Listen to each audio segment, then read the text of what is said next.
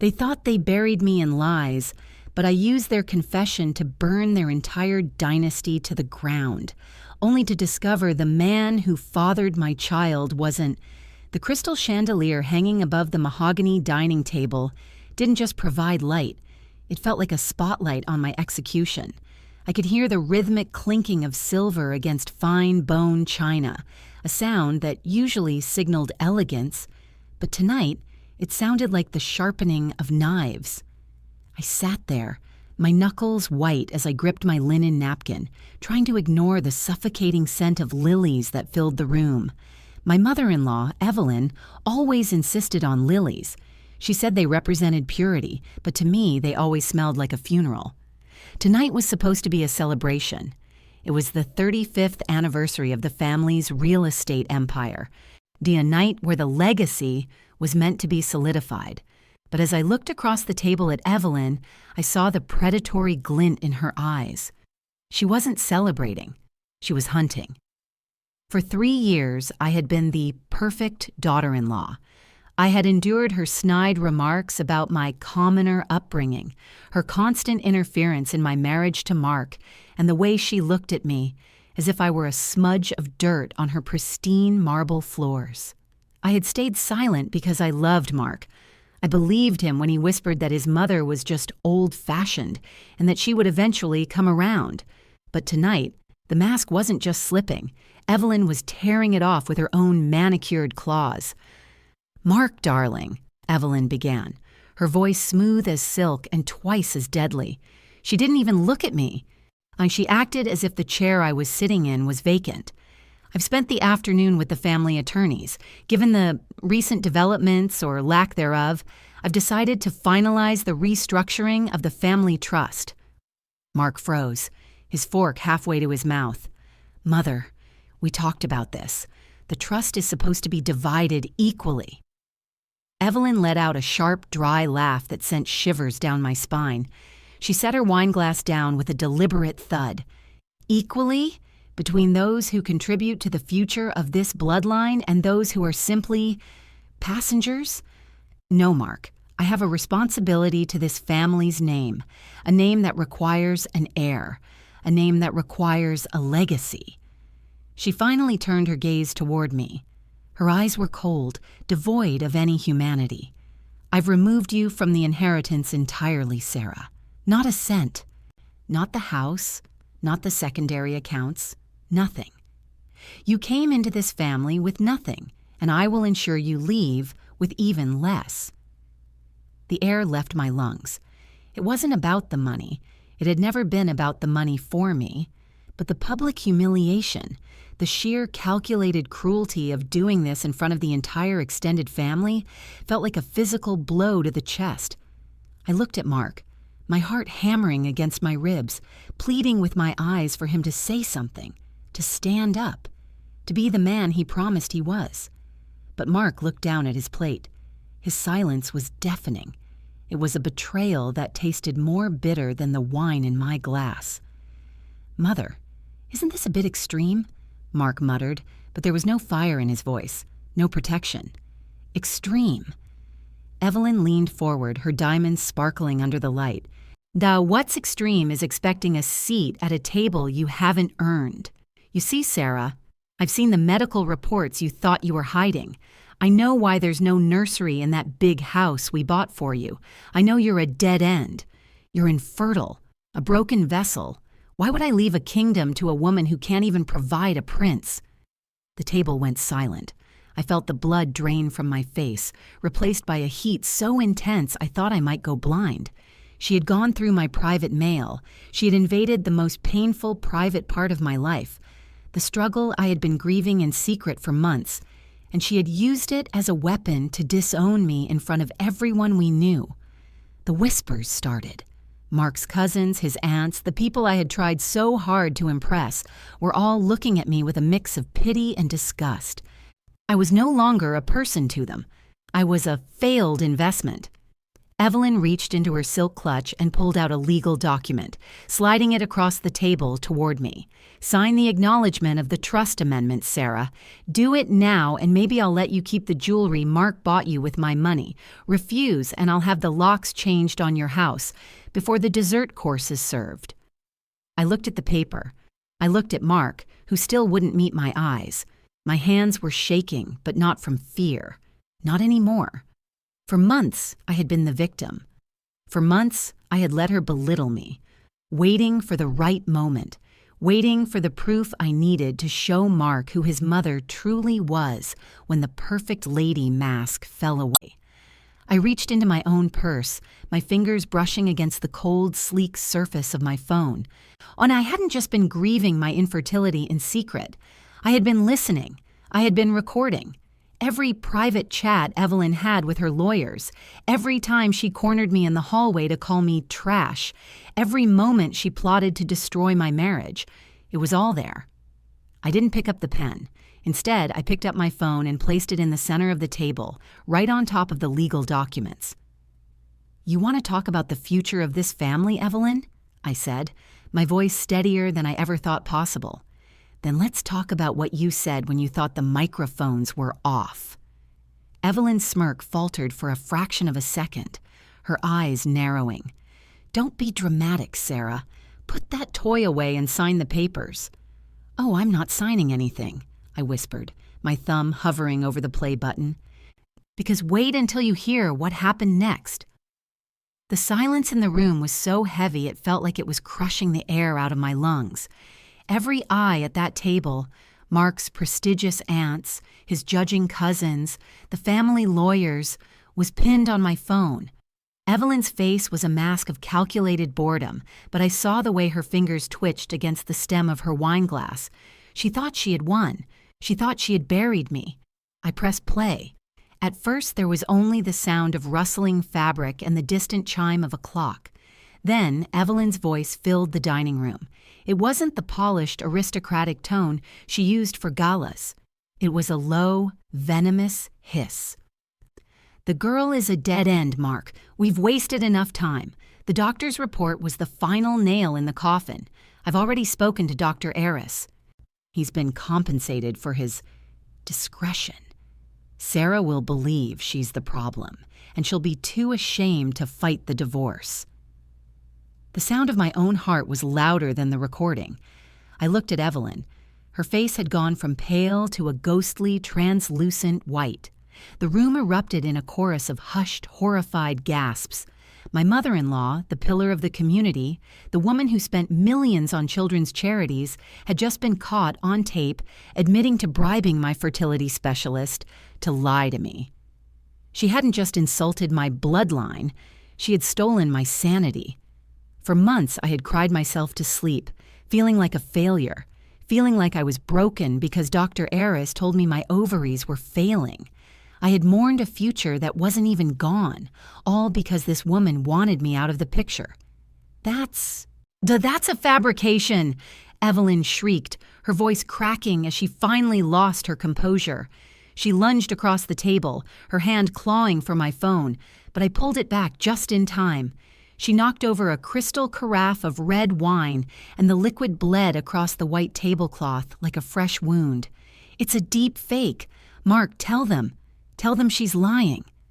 I looked at my husband. I waited for the explosion.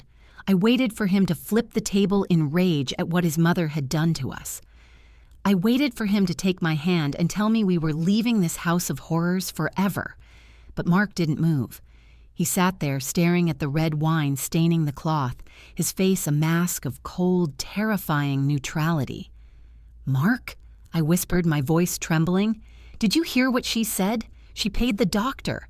She lied to us about our baby, Mark. She's been gaslighting me for a year." The recording wasn't over. I had left it running. The audio continued, the quality slightly muffled as if the phone had been moved.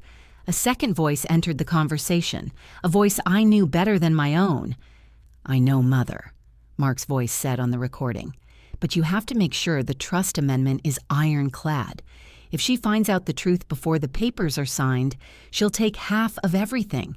I can't have her walking away with $50 million of my inheritance just because she finally realized she's not actually the one who's infertile. The world stopped spinning. I felt like I was falling through the floor.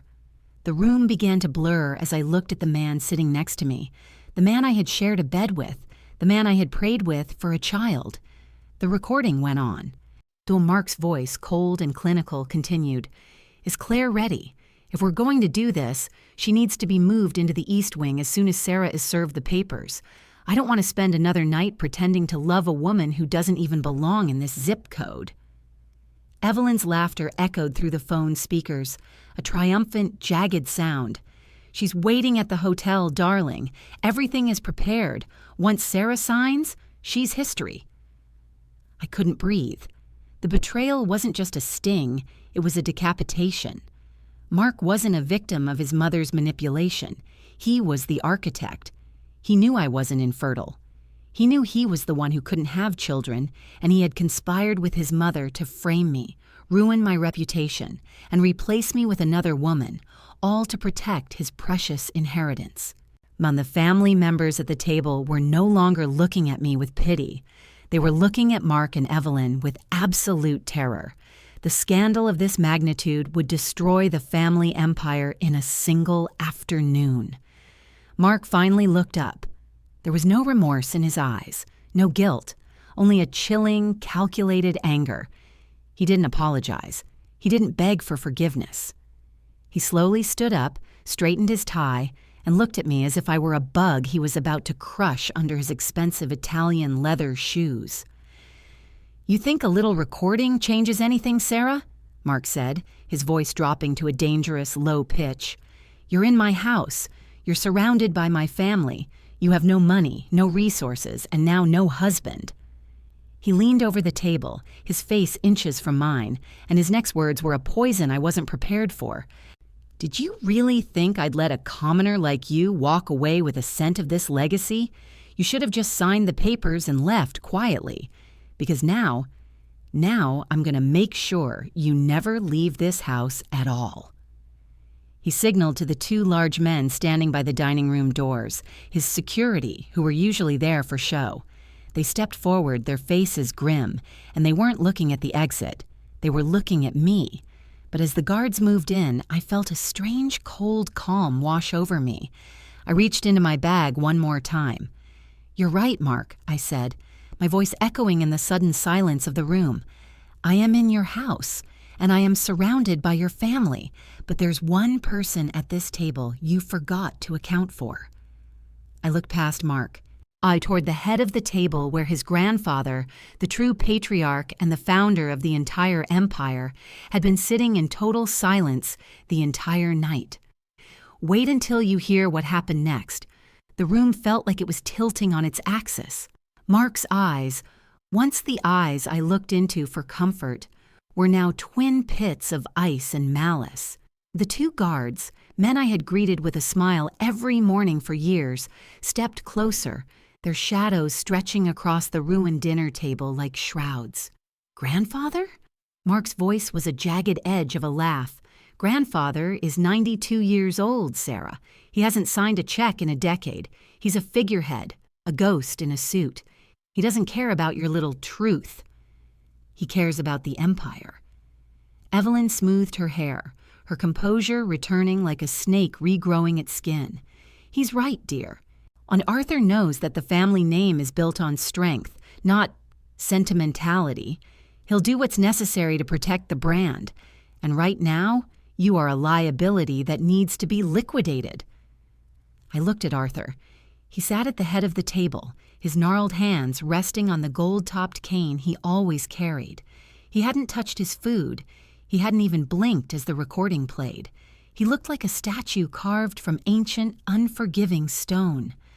"Arthur," I said, my voice barely a whisper, "you told me once that a house built on a lie cannot stand the wind. Look at your son. Look at your grandson.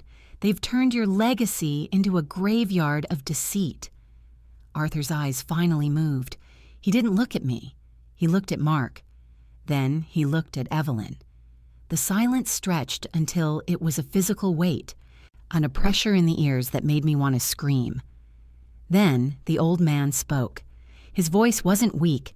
It was a low rumble that seemed to come from the very floorboards of the mansion. "Sit down, Mark," Arthur commanded.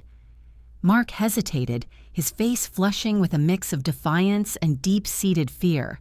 "Grandfather, she's trying to blackmail us. She's recorded private conversations. We have to—" I said, Arthur's cane slammed against the floor with a crack that sounded like a gunshot. "Sit down." Mark sank into his chair as if he'd been struck. Evelyn reached out to touch Arthur's arm, her face a mask of faux concern. "Father, please, the girl is unstable. She's making things up because she's bitter about the inheritance." "Be silent, Evelyn," Arthur said, his eyes narrowing. "I have spent 50 years building this company.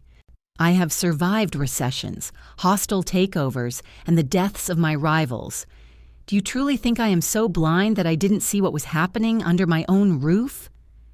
A flicker of hope ignited in my chest, but it was quickly doused by his next words. "Sarah," Arthur said, finally turning his gaze to me, "the recording is enlightening. It proves my grandson is a fool and my daughter-in-law is a serpent, but it doesn't change the reality of the business. A business needs an heir. A bloodline needs a future.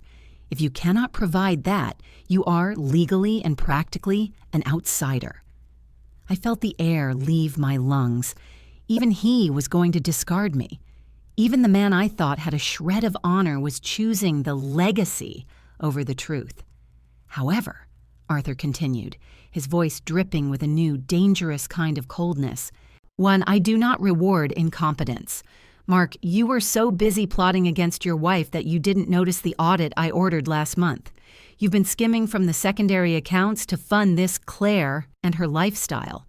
You thought you were protecting the inheritance? You were stealing it." Mark's face went from white to a sickly shade of gray. "Grandfather, I can explain—" "There is nothing to explain," Arthur snapped. "You are stripped of your position as CEO, effectively immediately. Evelyn, you are removed from the board. You will both be moved to the guest cottages on the North Estate. You will receive a monthly allowance, a modest one, and nothing more." Evelyn let out a strangled cry. "You can't do this. I am your son's widow. This is my house." "This is my house," Arthur roared. "When and I will decide who lives in it." He turned back to me, and for a second I thought I had won. I thought the justice I had prayed for had finally arrived. "As for you, Sarah, you have shown more spine tonight than both of them combined. You have the heart of a lioness.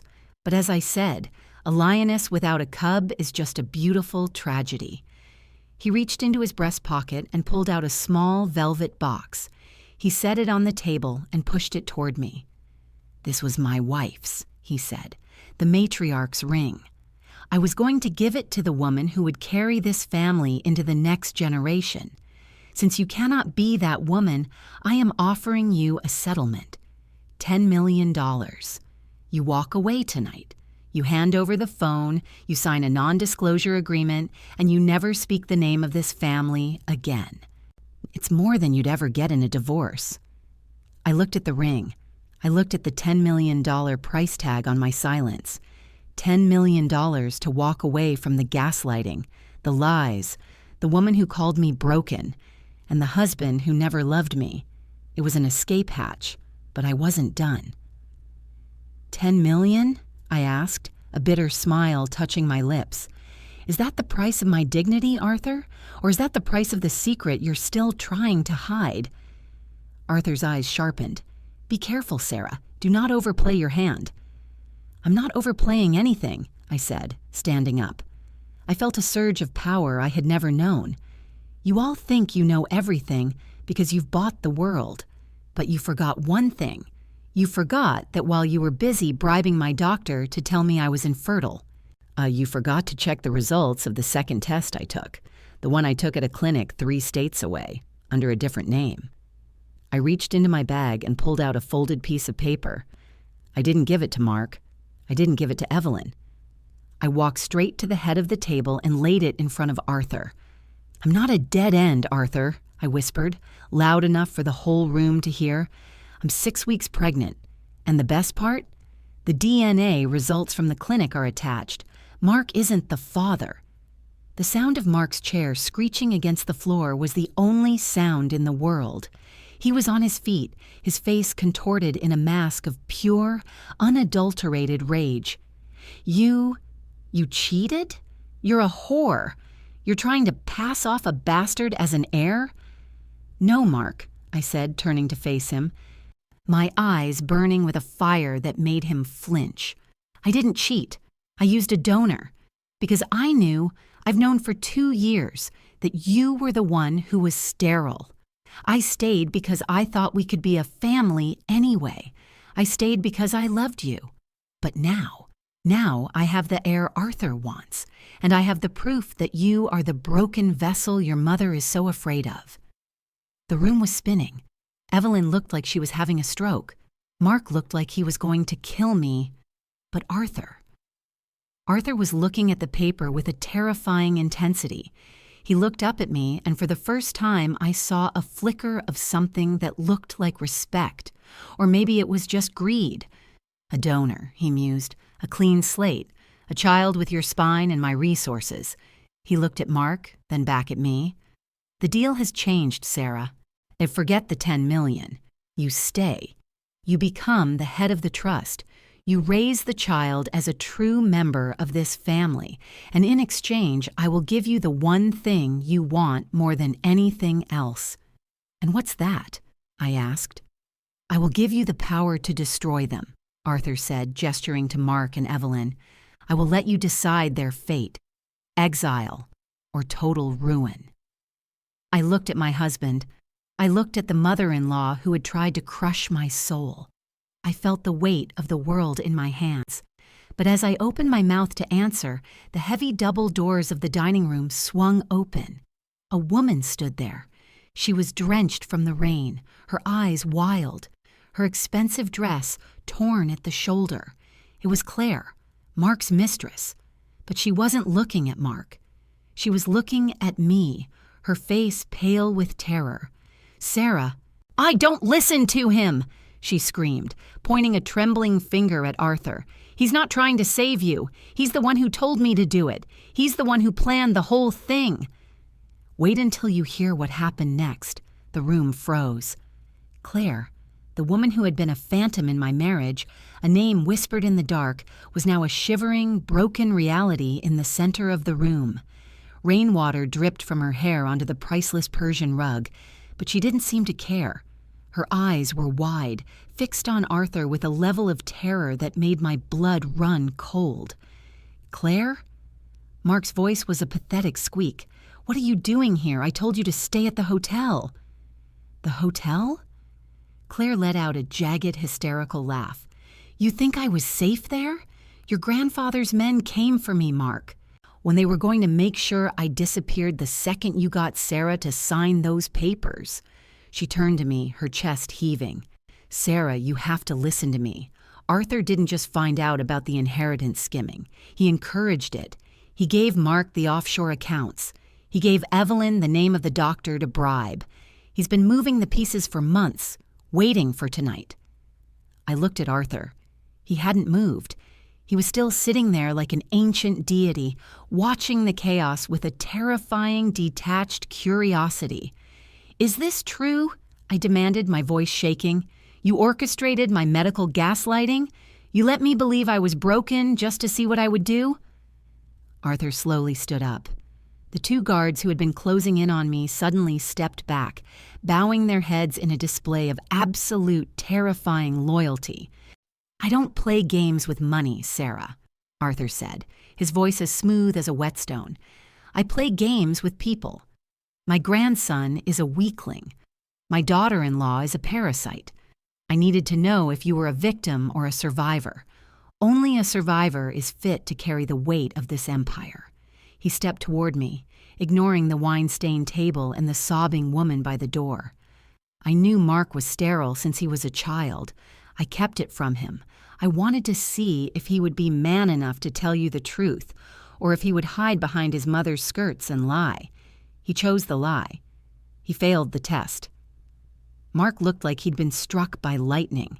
You knew? You let me believe? You let me blame her? You blamed her because it was easy, Mark. Arthur spat, not even looking at him. You are a coward. And cowards don't inherit kingdoms. Arthur then turned his gaze back to me, and for the first time I saw a flicker of something truly monstrous in his eyes. And you, Sarah, you were the surprise. When you went to that clinic 3 states away, you thought you were being clever. You thought you were taking control by using a donor. But who do you think owns that clinic? Who do you think manages the anonymous donor database for the elite? My heart stopped. The paper in my hand, the one with the DNA results, suddenly felt like it was made of lead. You didn't choose a donor, Sarah, Arthur whispered, leaning in so close I could smell the expensive tobacco on his breath. I chose one for you. I made sure that when you walked into that office, the only sample available was one that would keep the bloodline pure. What are you saying? I gasped, clutching my stomach. I'm saying that the child you are carrying isn't a bastard or a clean slate, Arthur said, a slow, predatory grin spreading across his face. That child is a direct descendant of the founding line. I didn't just want a survivor, Sarah. I wanted a masterpiece. He looked over his shoulder at the tallest guard, the one who had been standing silently by the door all night. The man was young, maybe 30, with sharp aristocratic features that I hadn't noticed before. He looked nothing like Mark. He looked like a younger version of the portraits of the men who had built this empire a century ago. The guard stepped forward, his eyes meeting mine. There was no recognition there, only a cold, professional distance. Meet your donor, Sarah, Arthur said, his voice echoing in the hollow silence of the room. My grandson from my first secret marriage, the one I've been grooming in the shadows while Mark was busy playing with his inheritance. The betrayal was so deep, so multi-layered that I felt my knees buckle. Every single person in this room had been a puppet. Mark, Evelyn, Claire, even me. We were all just characters in a script written by a man who viewed human beings as livestock. Mark let out a guttural roar and lunged at Arthur, but the guard, the donor, moved with a speed that was terrifying. He caught Mark by the throat and pinned him against the mahogany table, the wood groaning under the pressure. Enough, the guard said. His voice was a mirror of Arthur's. Evelyn was screaming now, a high-pitched, mindless sound as she realized that her entire life's work, her position, and her son's future had been a lie maintained by her father-in-law for sport. Arthur ignored the violence. He reached out and placed a hand on my shoulder. It felt like a branding iron. The audio you played, Sarah, it was a wonderful touch, Arthur said. It gave me the legal grounds to disinherit them both for moral turpitude and financial malfeasance without a lengthy court battle. You did the dirty work for me. You cleared the path for your child, for our legacy. He leaned in, his voice a low, terrifying promise. Now, you have a choice. You can take the 10 million and run, knowing I will find you, and I will take that child the moment it is born. Or you can sit at the head of this table, by my side. And we will watch together as the police arrive to take Mark and Evelyn away for the crimes I've spent the last hour documenting on my own recorders.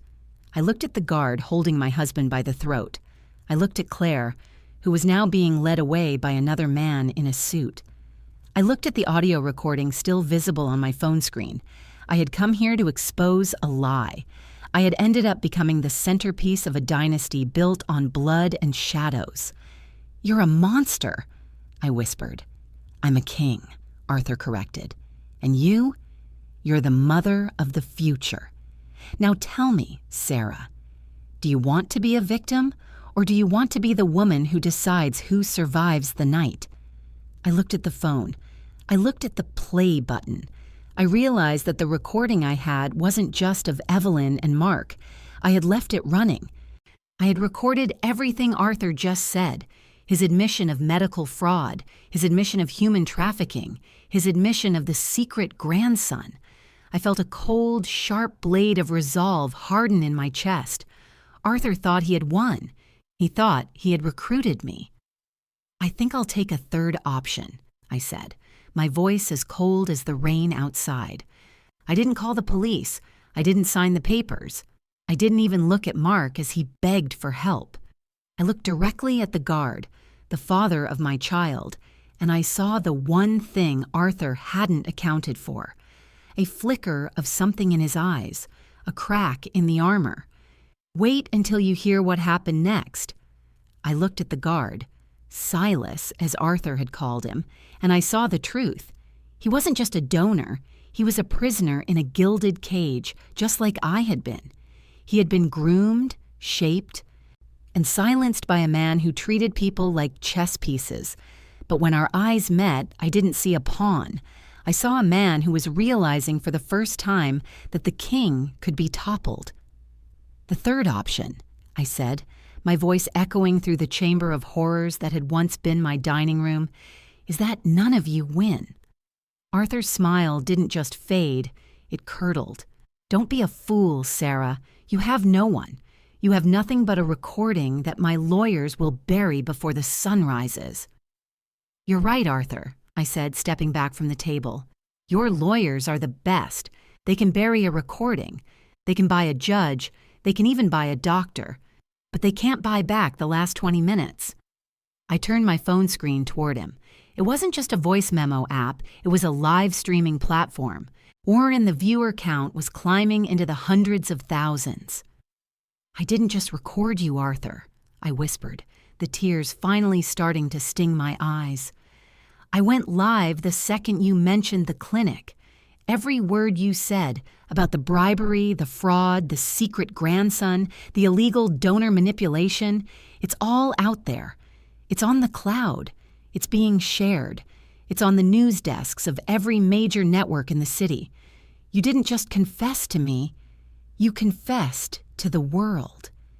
The silence that followed was absolute. For the first time in his life, Arthur looked small. The king was naked. The mahogany table, the lilies, the diamonds, it all looked like trash.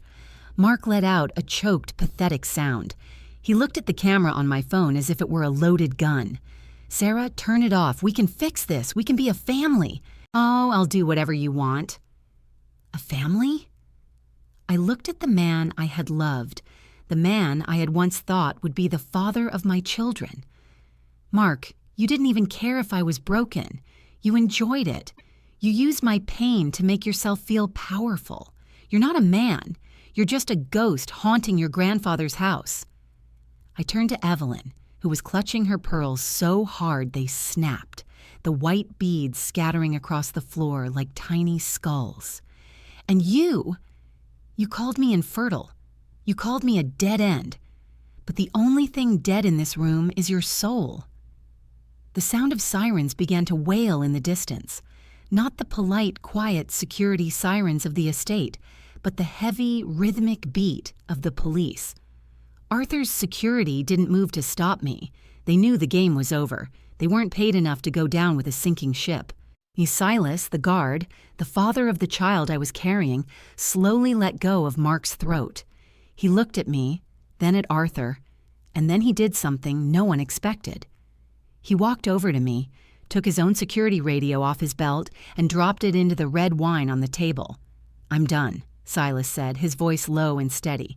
He looked at me with a strange, bittersweet sadness. "Take the back exit. The side gate is open. Go before the reporters get here." "Why?" I asked. "Because," he whispered, "I want that child to grow up knowing what it feels like to be free." I didn't say thank you. I couldn't. I just turned and walked away. I walked past the shattered remains of my marriage, past the woman who tried to ruin my life, and past the old man who thought he could play God. As I stepped out into the rain, the cold air felt like a baptism, and I could see the blue and red lights flashing at the end of the long, winding driveway. The Empire was falling behind me. I could hear Evelyn screaming inside, a sound of pure, unadulterated loss, and I knew that for the rest of her life, she would be remembered not as a socialite, but as a criminal. I got into my car, the one I had paid for with my own savings before I married into this nightmare, and I drove. I didn't look back at the mansion in the rearview mirror. I didn't look back at the life I thought I wanted. I drove until the sun began to peek over the horizon, painting the sky in bruised purples and hopeful golds. I pulled over at a small diner on the edge of the state line, a place where no one knew the name Evelyn or Arthur. I sat in a vinyl booth and ordered a cup of herbal tea. I placed my hand on my stomach, while feeling the tiny, miraculous life inside me. For months, I had been told I was empty. I had been told I was nothing. But as I watched the world wake up, I realized I was finally whole. I had lost my husband. I had lost my home. I had lost the future I had imagined. But I had gained my truth. My phone buzzed on the table. It was a message from an unknown number. I opened it, my heart racing. It was a photo of the trust documents Arthur had pushed across the table, now shredded and sitting in a pile of red wine. And below it, a single sentence. They're all being taken in for questioning. You're safe now. Don't ever come back. I deleted the message and turned off the phone. The bitter-sweet sting of the betrayal would stay with me, a scar that would ache on rainy nights. Now I would have to explain to my child one day why their father wasn't there, and why their great-grandfather was a man the world whispered about in hushed, horrified tones. But as I took a sip of my tea, I felt a sense of peace I hadn't known in years. The drama was over. The recording was done. The commoner had walked away with the only thing that actually mattered. I was Sarah. I was a survivor. And for the first time in my life, I was the one holding the pen, ready to write the next chapter on a completely blank page. Wait until you hear what happened next, because for the first time, the story is finally mine to tell.